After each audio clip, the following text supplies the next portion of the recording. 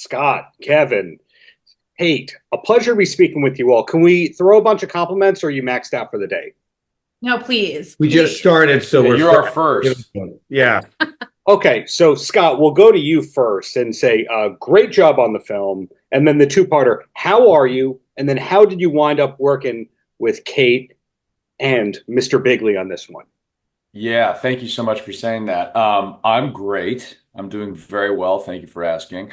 So Kevin and I met on a feature a few years back during the pandemic. It's Mr. Bigley. Oh, okay. I'm sorry. Yes. What's your middle name again? I'm gonna go by that. Dr. Bigley Jr. Mr. Bigley and I met on a feature during the pandemic. And then we, he asked if I want to do the short film of this. We got together, I think it was a year after that, not even, and shot the short film. And then, a year later, we shot the feature. And next, we're going to do Okie the video game, I think, right? Next? You never know. You never know. Kate, now you've done a few shorts. This is, as far as I know, your first feature as a director. Did you know outright that for you, based on Mr. Bigley's script, that it was going to be a full length and not a short? Yeah, I mean, I think that we kind of went into it with the thought of making the short as a proof of concept to get funding for the feature. So, we knew it was going to be a feature eventually. It was not easy though, taking it from the short form to the feature. There's there's so much more that you have to include in a feature. So, it wasn't as cut and dry maybe as a short can be, but it was really fun because it was taking these same characters. Like we got such a longer time to work together and to think about the characters and to think about the story. Since it started with a short a year earlier. So we just kind of got to live in that world for much longer, which was really nice. Mm-hmm. Now, Mr. Bigley, we are some of the biggest in this household, the biggest fans of Upload there are ever. Every time I do the junket, they give me everyone but you. And now I know it's because I didn't refer to you as Mr. Bigley in the pitches. But for you, writing and also appearing in the film, is the character that Scott is playing based on a specific person you know? Yeah, it's like kind of my worst fear of like a person becoming that. Just Scott in general. But no, I think actually weirdly, it's so appropriate that it's coming out right now and we don't need to get into the political weeds, but I was aware of J.D. Vance and Hillbilly Elegy way before, like when that came out around 2016, and I had read it around right before the pandemic, and I hated it, and I hated him just because it was not to get political, but you only piss off half the people. It was his POV of, and I know nothing about him, but I know that, he said that was a memoir, and his opinion of people in poverty and just like for all intents and purposes, I feel like I can say this because I am one, rednecks or Okies as we used to call each other, which is why the name for the film. Yes. It was just kind of a POV thing that I didn't agree with, that people are where they are because of the choices that they make or something. And that's why that the POV is so kind of skewed and played with and manipulated throughout the film, and why so many characters, either like Steve, played by Dan Johnson, have had tragedy happen to them, which I would love to see J.D. Vance talk about. Parents skydiving accident. How you skew that, and how Louis is unable to kind of swallow the idea of even being lucky, that luck has anything, or fortune, misfortune, have anything to do with like your outcome in life. But going from there, Scott is we're buddies, so like is a likable guy. So we were hoping to empathize with somebody like that, but maybe not necessarily sympathize with them. So yeah, it was kind of a mesh of a Frankenstein monster of myself and JD Vance, of like how I would. But before I throw another question at Kate, it's interesting to see you in this role because, again, as a massive fan of Upload, the Luke character doesn't seem like he's ever read a book before. So in other words, this is you showing such depth. And Wow, it's the exact opposite of what we would expect if we had just known you from that. And of course, that's just one of your many credits. And Kate, in your case, also prolific actress, lots of acting credits. Did you know that you wanted to appear on camera in addition to directing this? I don't recommend that for your first feature. It was really hard to act in something and direct it, especially that size of role. I put myself in that film because I was free. Wait, free monetarily or free scheduling wise? Both, directing is so easy. It was like I was just free sitting around. No, I was free monetarily, or at least I was really cheap, and I was already there. So I thought I could, but I felt it was difficult, definitely, to when you're so focused, myopically focused on the intensity of directing, to then show up and be there kind of and be present for your acting partners. And so I felt I was always very worried because I had such talented actors that I was going to be the weak link because I was so distracted by everything else. But luckily they're very good. And so that helped me to get it done. Yeah. Well, back to Scott here. Sometimes you find out that directors are very hands-on and telling you what your motivation is. And then there's other cases where they go, hey, I know you, I trust you, you're fine. Did you know what Mr. Bigley said earlier about the character development and who it was based on? Or are you finding this out on the junket? No, well, I mean, I knew that Kevin had a little bit of himself in this role, but JD Vance, that was a late addition. But I agree.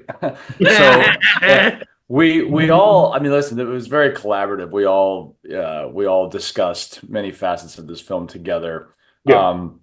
It was such an easy job for me to have, two people that work closely together already and have a shorthand. So it was, and also to see this project from short film to feature, like we had kind of lived in this for a while. So it wasn't difficult for me. It felt very collaborative. In terms of the title Okie, as Mr. Bigley, I'll keep that shtick going, I like referenced earlier. I've done some press trips in the past couple of years where the city flies you out and then shows you all the best of the best.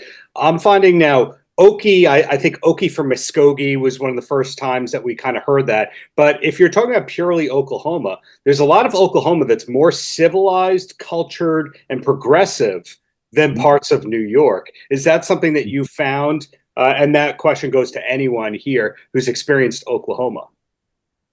Yeah, Okie is kind of used in this film as kind of a broad term, an amalgamation.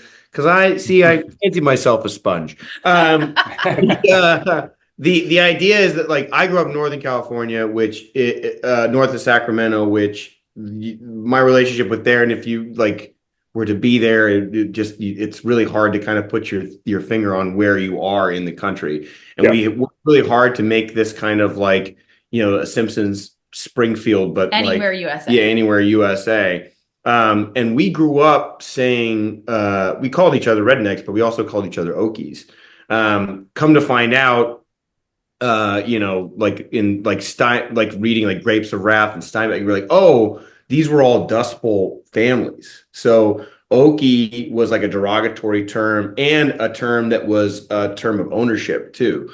So if someone was acting particularly cartoonishly white trash, you'd be like, you Okie. But then also you wore it as a sense of pride, like we're Okies, so it was this relative term. And not specifically Oklahoma in that same way. So it kind of didn't represent to us specifically Oklahoma.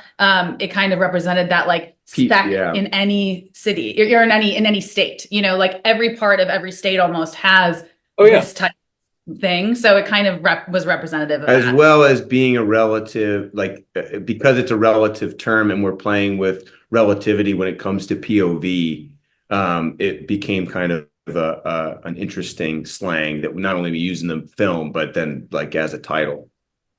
Yeah, as somebody who brings every interview over to Van Halen, even though there has no reason to be about. Let's go. Here we go. I was waiting for it. what you're just talking about, David Lee Roth, who's still slinging mud at Sammy Hagar 30 plus years later, his knock on Hagar is that he's a redneck because he's from Fontana, California. Like, that's the insult that he's jabbing at him. So all these years later, I mean, it's weirdly still a thing. Right. It is. It absolutely is. And, Sammy, I always felt like never got his due when he took over. Everyone loves Lee Roth, but Sammy's definitely a crazy redneck. Who's to say that he's not an Okie, For sure. Well, back to Okie, the film that we were all connected to. You can still talk Van Halen at the same time. I'd be down for Van Halen too. well, Scott, are you a Roth guy or a Hagar? Agree that Hagar can shred. Okay, go ahead. I can't pick. There's no way I can pick. Are you a Gary Sharon guy too, or you're more? How'd you know? I knew. So in the case of Okie, to us it's a new movie because it's not even out for another week and a half. By the time we post, it'll be out in 2 days. But the filmmaking process, it's like 1 to 5 years from thinking of it to it actually coming out. So am I allowed to know what everyone's next project is, or are you all under a Hollywood Reporter and Variety embargoes that a publicist will kill you for breaking? I'll go ahead and check my emails to see if I've heard from Variety. But they're always putting me under an embargo. It's like they just won't leave me alone. Yeah, well, okay, I'll start. I just wrapped my second feature, directing my second feature 3 days ago? Yes. 4 days ago? Yeah. On Friday? Last Friday, thank you. So it's called Be Right Back, and it's a movie about two teenage sisters that go on a road trip. It was shot also in Illinois. So we just finished that. So the fact that I'm even awake right now is I'm amazed. Yeah. But yeah, that's my next thing is just bringing that through the process. And that was with the same company, Chicago Media Angels, who are really big believers in Okie and bringing that into the world. So it was really cool to work with them again. Are you on camera at all for that one, Kate? Oh, I'm not. Well, for like 2 seconds off camera, and let me tell you, it was a joy. Is it like the Hitchcock cameo where you walk by but people don't know? Yes, actually I did. I played a pregnant woman. I'm not pregnant, but I played a pregnant woman walking through, and I had like a bike helmet under my shirt. But other than that, I wore pajamas every day. I didn't have to go through hair and makeup. I didn't have to it was a joy. I didn't have to direct half the film in like Daisy Dukes and my underwear for an entire scene. What you see in Okie. So that was really quite nice. Yeah. So you basically did the I'm going to keep my SAG-AFTRA insurance movie role for that one. Yes, correct. Okay. Correct. Genius. He knows how Mr. Bigley, I believe more upload is coming. Are we allowed to know anything else that you're working on? Final season's coming at some point. We just wrapped it. I did a little bit on this show, The Rambler, that's coming out on Apple. It's a golf show for all you golf and Van Halen nuts out there. And then a lot of them. Yeah. And then I produced on Kate's movie, and that's kind of it. We got some stuff percolating, but that's it. But that stuff is secret as Variety and I would report it. Now. So what I'm hearing is sometimes you're the actor, sometimes you're the writer, sometimes you're the producer. We don't know which job title, Kate or Mr. Bigley, you're going to have in an upcoming project. We were really hoping that, and it was a time thing, but we wanted to have various hats behind us. And then when you were asking a specific question, we would put that hat on. We love prop comedy, as Scott well knows. We love prop comedy. I don't think it would have played if we wanted to do it. I think that we are looking for that next new prop comic. So if you want to do that new reality show, America's Next Top Prop Comic, I would love to see that made. Like Carrot Top. Yeah. I mean, Carrot Top's not going to be here forever. Gallagher's kind of on his way out. Gallagher 2. Let's see what we can make that. Jeff Dunham. You're getting way off track here. Scott, how are you doing? What do you got coming up? Yeah, Scott. I'm enjoying this. We can just do this the whole time. When's your next prop comic bit? When you got your trunk? Show us your trunk. It's not in this room. Sorry. Well, Scott, before we know about your next role, your initials, does anyone ever confuse your initials for the song by Twisted Sister, SMF? No, they don't. I get a lot of vulgar. Yeah, SMF can mean a lot of different things. It sure did in high school. So I'll let you guys use your imaginations. Well, you showed them, but the last word to you before the last compliment. Are we allowed to know where we're going to see you next, or is it Okie forever and ever, and that's your swan song? That might be my swan song, given the state of the industry, to be honest. No, I've got a couple of things I'm developing right now. I have a sort of like anthology series about lost musicians that I'm kind of working on right now. Really? Yeah, I mean that's sort of all I can say about it because I don't have much more than that. But I am working with a writer who's way better than me, so hopefully we'll have something to show for that in a while. All three of you have projects I'm looking forward to very much. Thank you for your time. Really appreciate the great art you put out into the world.